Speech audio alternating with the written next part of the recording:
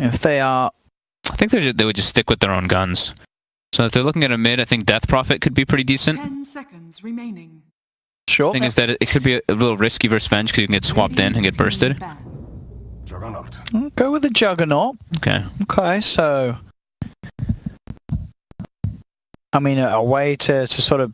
I guess, you know, the Blade Fury is nice for dodging the magic missile and such, but...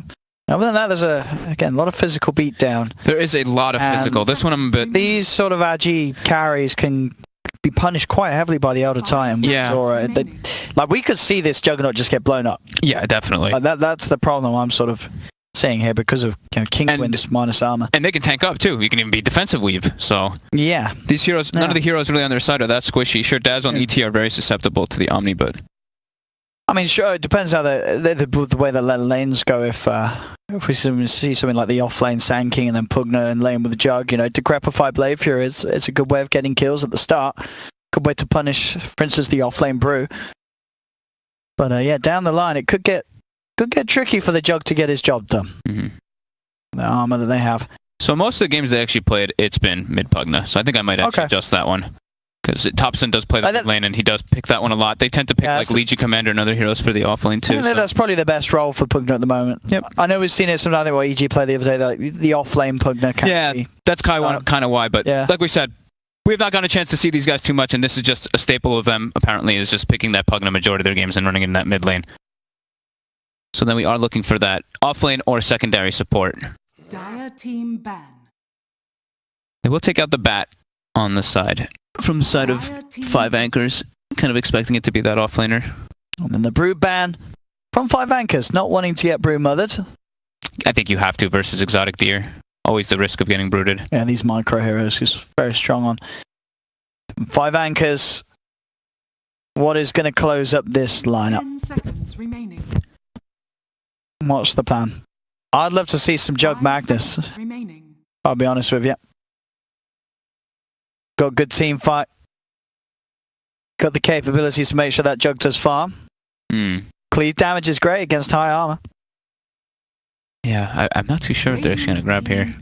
We go with the puck. Okay, so on the team fight lines of it all, a lot of pressure though if the game goes late for the Jug to do a lot of damage. They are definitely just trying to clean the game. And King, when they tank up, I mean the armor, this DK. This is a very... Once he gets a BKB, he's not dying. Strong drive, yeah. He's got so much sort of backup behind him. It is Trixie on the Pugna, man.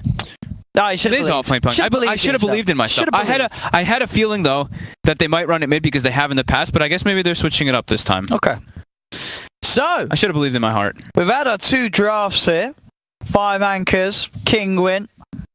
What are we going to go with, Giannis? I mean, for me, I have to go with the Elder Titan. I think the Kinguin lineup just makes a lot more sense. I think 5 Anchors, trying something that's a bit all over the place. If it works out for them, then fair play to them, all the power to them. But I think on paper, the teams and the heroes that they have, I have to predict Kinguin to win this one. I'm definitely going for Kinguin. They have so much team fight.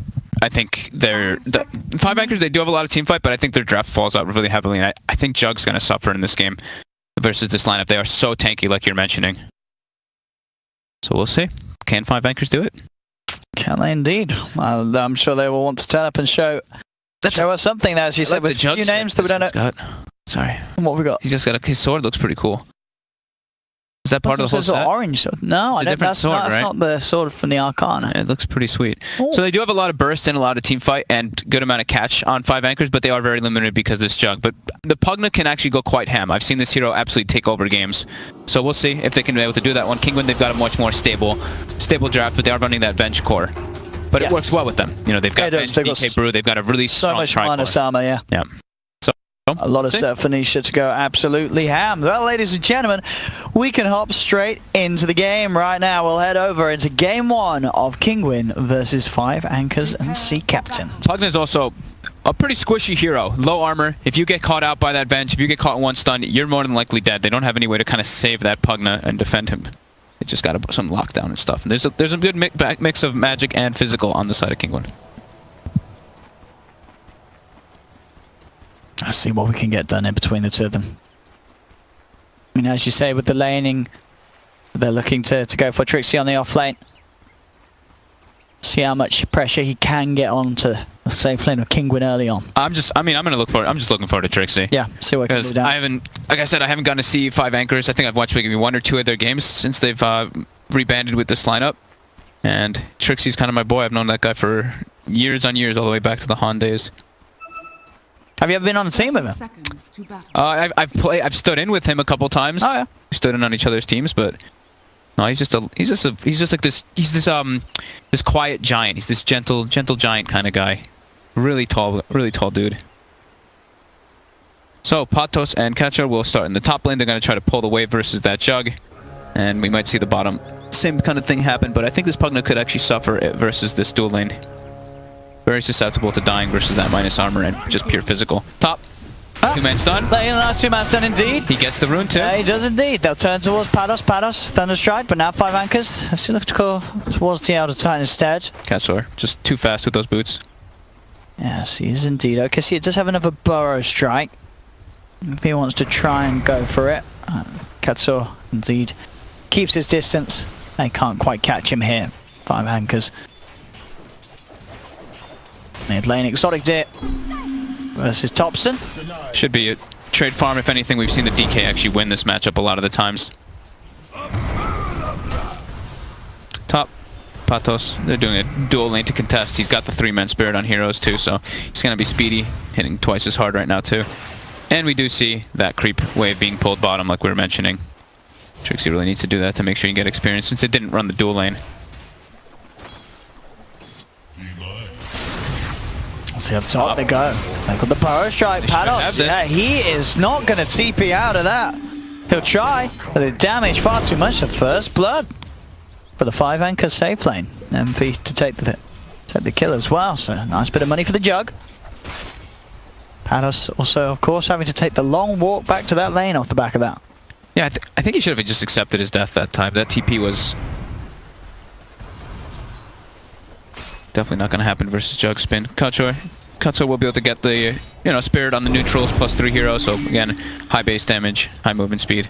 Mid trade farm. So kills are more than likely just going to happen in the side lanes until rotations happen.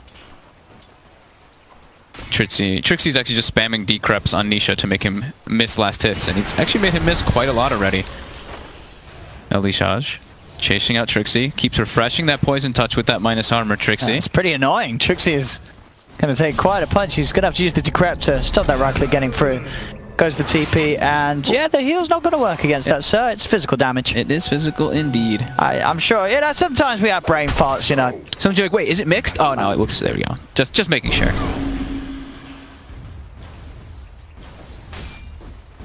On mid lane, 14 for 1, 11 for 1. Even trade brilliant at the moment in farm.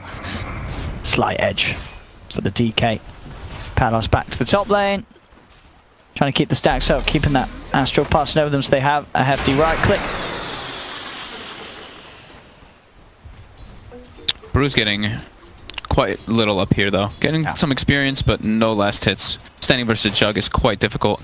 Jug is getting a little impacted though. There is no Drunken Haze coming out, but he's still, because they're going for kills and whatnot, he's missing some. Trixie. TP is on cooldown. In a lot of trouble down here. Poison Touch is on cooldown as well though. Do they have the chase?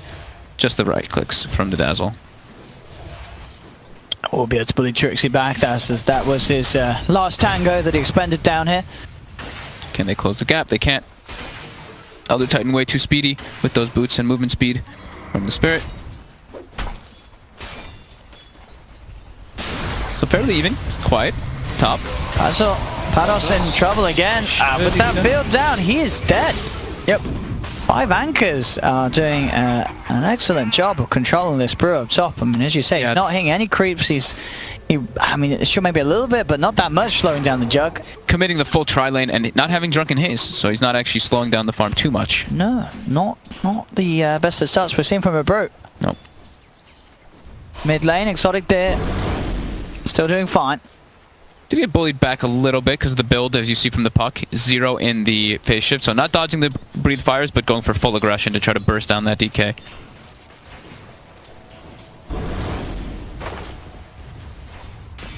Has got those infused raindrops though to help tank the fire. And now when the two supports from 5 anchors actually have to go back, this is where Pato gets a lot of space. Now he has the haze. He can start making Nemphy's life a bit miserable. But Nemphy does get the last hit anyway.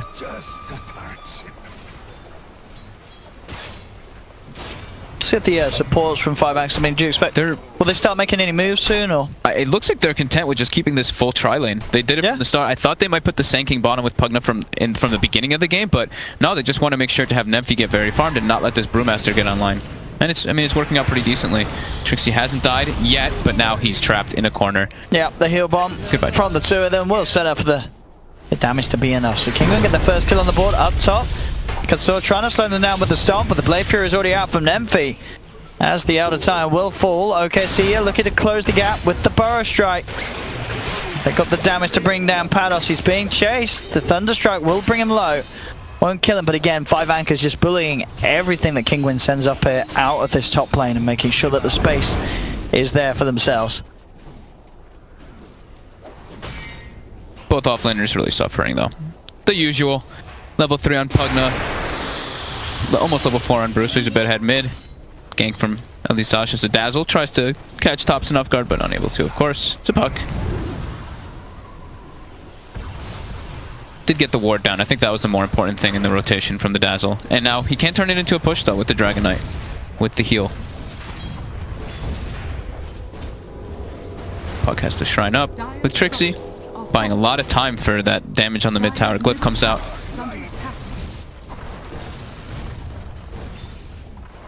See how much pressure they can get in here. Seeing Thompson. Trixie even makes the move mid, but now he's not really gonna help too much. And Dragon Form is halfway expended already. Top, Katsura, chasing Peksu. Sanking though, is there. And I think Katsura gets away with this one. He's trying to go for the Echo Stomp, but yeah, the Burrow Strike is there in time. As Katsura Trying to get the extra movement speed. is running.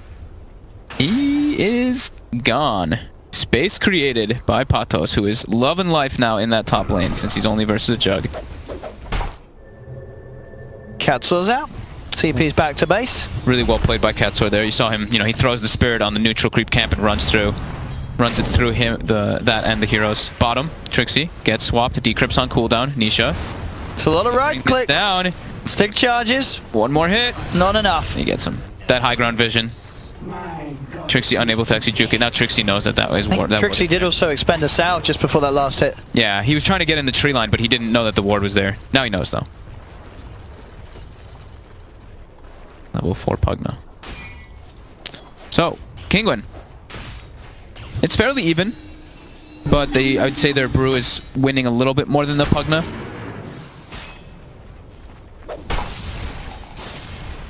Yeah, getting at least a little bit of a looking onto the creeps, but still, the tri-lane definitely feels like it did the job for 5 because it made sure the Jug had no sort of slowdown that the brews normally had to impact on any sort of safe lane melee core. That's what makes sense to me. Is like that's pretty much the main reason why they did that. They're relying a lot on Nemphy in this game because they did draft a puck in the mid lane, which we know does fall off pretty hard, as we've seen in several games where we see it picked up. So they really are relying on Nemphy to just be that super carry.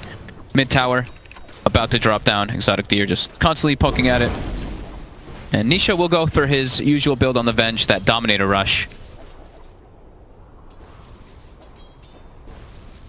Looking towards, see if they maybe get an opening onto Exotic Days. He sees the Sanking though with his ward, but he really wants to poke the tower. And he's going to get Dream Cob. They've got the Burrow Strike, they've got Trixie hasting in. He's tanky.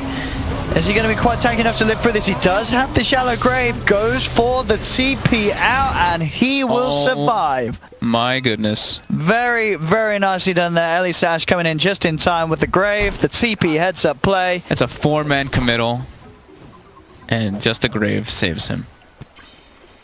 They'll smoke up straight away though, Trixie. and look towards top. See if they can find something instead, and with the Omni Slash onto the Brewmaster, Patos will fall.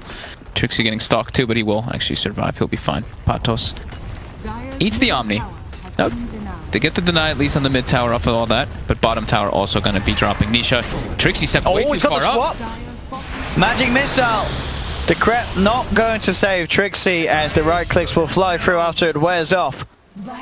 It's got to be careful how close he gets to that Venge. Yeah, like we were mentioning in the draft, that Pugna has 0 armor, so Venge already a really high base damage hero, especially with the build that he went 3-1-4. Get to put negative in armor, easily drop down. Patos almost level 6 on the brew. He's recovered it very nicely up here with all the space that's been giving. No, thinking about diving in for him there with the Burrow Strike and Blade Fury, but a little too deep for OKC's fancy. Deer's gonna make his way top now. Elder Dragon form is available. He's just gonna go for Hood. Looking at that 5 anchors lineup, the only physical damage is the Juggernaut, so they could definitely build the pipe very early on even multiple heroes, and it would be extremely beneficial versus that Pugna Puck core.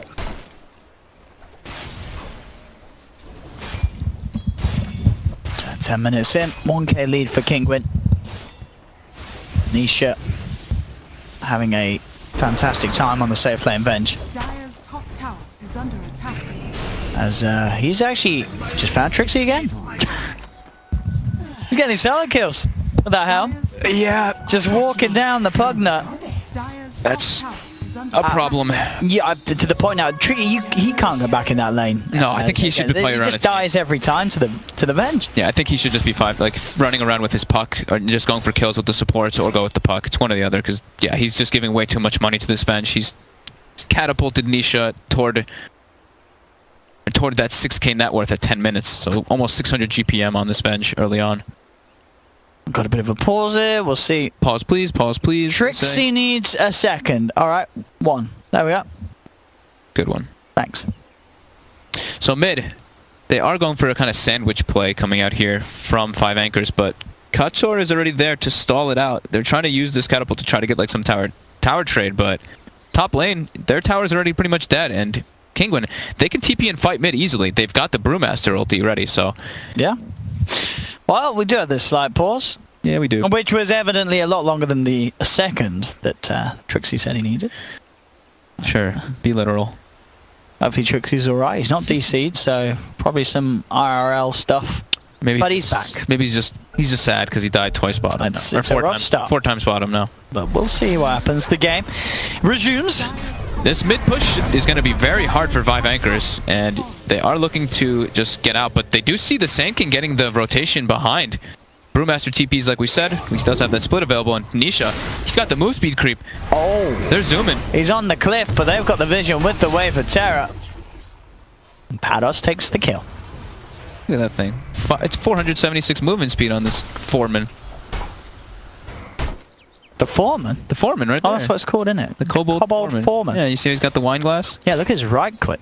14 plus 4. Plus 4. Yeah. Nephi, bottom, has to TP to just get some more farm top. He's going for the Battlefield build. Already though, 3k advantage for Kinguin. It's looking a bit tough for 5 anchors. They have to be able to play around. But they do need their Sand King and their Disruptor to get their level 6. So they're giving the mid lane for Disruptor. That's the most important one. So they can combo the Puck Coil with the Disruptor ulti. He's got his time as well. Yep, so he's got 6. I think they should make they should probably look for a smoke rotation to kill one of the cores. Either that Brew. The DK is kind of hard. I think for the DK they have to actually bring the Juggernaut.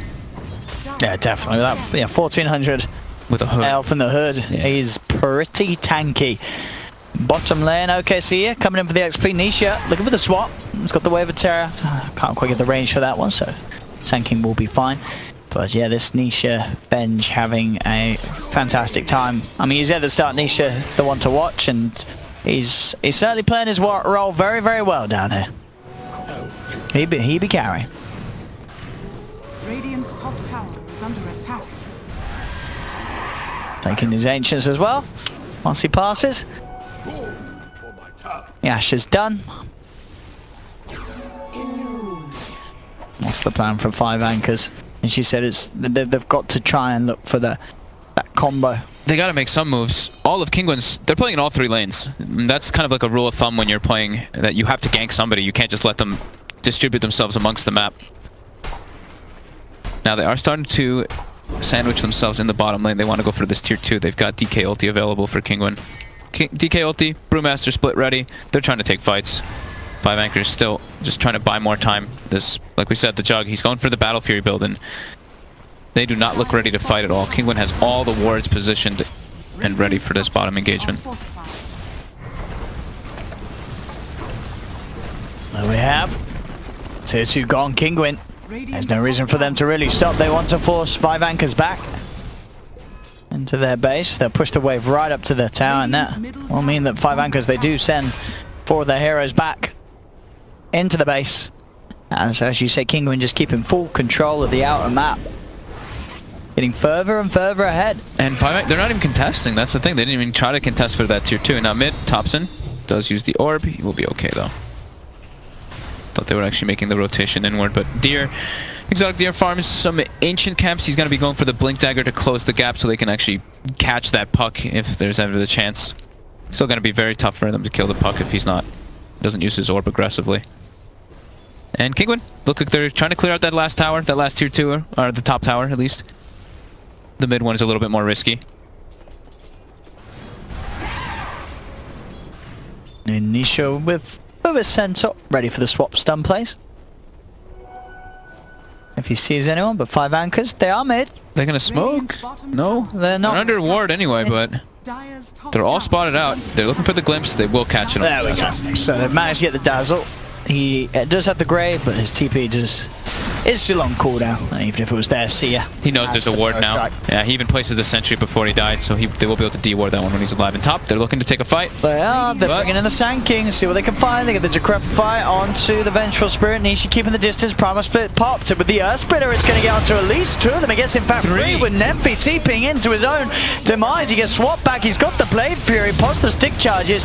They have the Static Storm catching at least 1 of them in return as this Elder Titan does fall. But Nemphy, can he actually get out? He can't. He'll still die. 5 anchors lose 3. Trixie will fall as well. The tower to fall on top of it all. His Exotic Deer will get glimpsed back, so this Disruptor Pexu may survive, but still 5 anchors losing the tower, losing 4 heroes.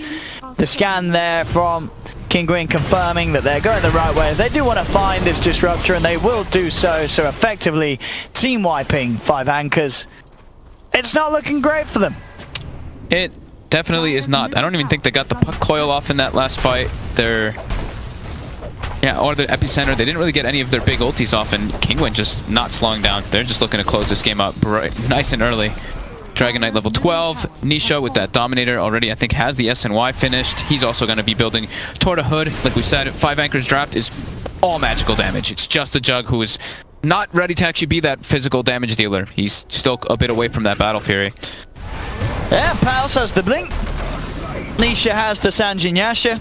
Kinguin they're playing much more like a team. They're grouping up, they're making the plays around. 5 anchors, they kind of TP'd 1 by 1. Got hit by multi-Earth Splitter and Stomp combo there.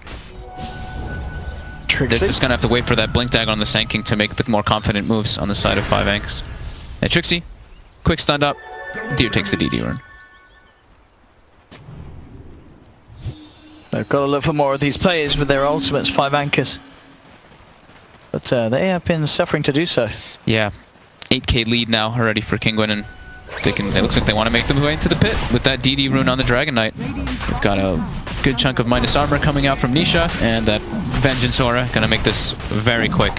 Has been pinged out, I believe, by the Jug. They're already losing that one though. Their position bottom. So easy Roche. Aegis for Nisha. Battle Fury now complete on the Jug, but they are going to need to try and somehow slow down the pace of Kinguin if they want to buy the time for that Battle Fury to have its payoff in terms of getting the farm. Trixie gets stomped up. Oh, he's looking pretty dead here. He's going to try and TP out with the Primal Split stun. They've got the control. And indeed, Trixie. They'll try and life drain Katsu a little bit in response for the magic missiles there to cancel the channeling. As they'll also take down that ward, of course. They've got the Blink Dagger now on the Sand King on 5 anchors, so I think that's their biggest one to get them back in this game. They have to make some smoke plays to use this epicenter and get themselves some huge kills, because they are just falling further and further behind. Still looking very separated though. They're not making any grouped up plays. Everybody's just kind of doing their own thing in this game.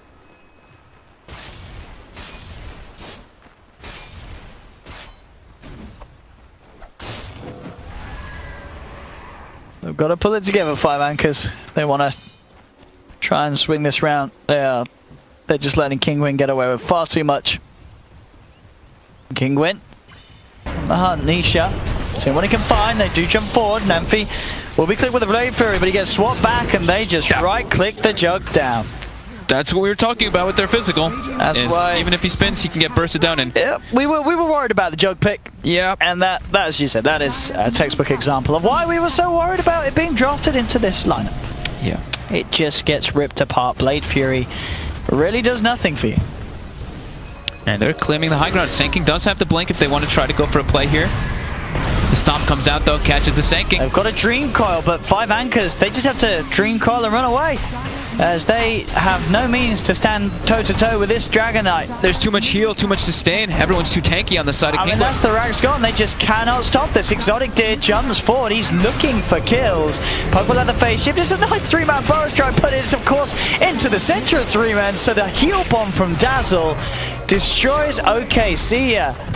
And that's a mid-Rex. At 19 minutes, I think that's... They just go for more, I think that's honestly the game. Yeah. I don't see them being able to take fights. They don't have Disruptor ulti right now. Puck ulti was used. Sanking has Epi, but he's dead for 10. Kinguin might just continue this one. There's no reason to back up. Yep. There really isn't, especially with the Aegis on Nisha. Why stop? He takes the tower. He has no fear. He is. He's even looking for kills. 5 anchors are just... He's in 4 of them. 5 of them are just running away. Sanking has... They don't want to come anywhere close. He wants to try it. The Primal Split comes out. Okay, so he jumps in again, takes a huge heal bomb. The Earth Spirit as well brings him so low. Nemphy just gets punched down in the Blade Fury.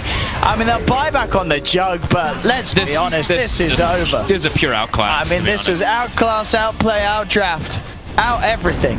Yeah. Outback, outworld, whatever words begin with out. Outing. Outland. Outland. Well, they're actually looking to get some trade kills here, but that's in their base, and they're actually not going to get any here. Deer, Kachor does die, but they get Nemphy, and he's down for 60. There must be more words to begin with about. There's a lot more than words that we're going to say. That's a dieback, though, from the jug. Second Rack's down, 20 minutes. Oh. Yeah. 5 anchors are all over the place, right? I feel like they had all their ultis available and they weren't really looking to try to take fights, and they weren't even halting the pushes. Back to the drawing board for Ryan, because they've got to take a very different approach to the second game. Agreed. As they'll hold in, of course, but it is what? It's 18k gold lead, 20 minutes in, 2 racks down on anchors, and they got the Battle Fury jug. Yeah, but I don't think that. But they could push out waves with that. But he did also die back in that last fight. I haven't seen 2 racks is down at 20 minutes and the team come back from that almost ever. It's incredibly difficult, especially with their draft too. They have a single core jug. So ideally at this point they want it to be ahead. They don't want to be so behind. They will continue to try though. Kinguin, they're going to wait for their ultis and then they're probably going to make the next move to close this game out. And they don't know if, they don't even have to wait too long because everything's back up. Brewmaster in 10. That Dragon form is ready. Still got the Aegis. Yeah, still got the Aegis. They're looking for a pick. They might be able to find it here. Sanking. Looks like it's going to be him. Oh. He does dodge the stun, but the sleep catches him and he will get shredded by Nisha. Mid lane. Oh, Thompson looking for the Dukes. He'll get out of that. But oh, look at this Siege Creep. Siege Creep versus Shrine. Oh, it died. You take a new thing. Oh, he's found a new love in his life, Nisha. Gets that attack speed aura. The tomato man. Yeah. And to the high ground they go. Can 5 anchors defend this? They have to pretty much land everything on all the heroes here. Twice. Yeah, twice. And look at, you see Elisage's build on the Dazzle? You're going to really like this one, Owen. The 4 mangoes. Oh, yes. Ice Frog will be happy. Yeah, that's a good one. That's how you get Dazzle buff today. That's how you just instantly just push forever, right? It's got quite a lot of mana. Oh, Thompson jumping in. Nisha burst down to half. They move in as well. They're dropping everything on him. He's being graved. He punches back, and he will be kept alive. Gets swapped out. Nisha, no, will not fall. And people are dying on 5 anchors. They lose the Disruptor. They lose the Pug. The Pugna will buy back. Nisha comes back in with a magic missile. Gets disarmed by the Decrep. Okasia being chased down by Katsor. Trixie getting critted by Pados. They've got a bird. Omni Flash. The Omni. Can they get Katsor? No, he's too speedy. Oh, Nisha's back. His distance. Nisha's dead. And they did manage to kill Nisha. There's something. He got Decrep bursted. And top Nemphy though gets stunned up. Grave onto Katsu, keeps him alive. Can Deer finish? Oh, Nephi! Oh, no! Thompson's getting some nice return kills here, though. Peksu gets a glimpse back on Patos, but Patos is like, oh, thanks. Ooh, and Peksu is dead soon. 24-9. Team K lead the Mango. Again. All right, all right. Kill. Okay. Time for the... Oh, if he gets a rampage, that is going to be the most beautiful thing I've ever seen. They're coming with Sanking now, too. Is it gone? He might actually get a... Is he going to get... Is he going to get a rampage? He's going to get a rampage. In a game where his team was 20k behind, 2 rank... Oh, Trixie. No! Right, that it. You have to report Trixie for that. This was a puck that nearly got a rampage in a game where he was 20k down. His team was suffering. That would have been beautiful. And Trixie, you messed it up. 3 levels of Dagon picked up for Thompson. He knows he needs to do the work. I am very disappointed. If that, imagine that. A puck rampage. That would never have been seen before. 2 racks down, 20k gold behind. Puck rampage. Puck rampage. Oh. They halt Kinguin though, and they didn't take the racks. There's still 2 racks down, and the puck gets rich.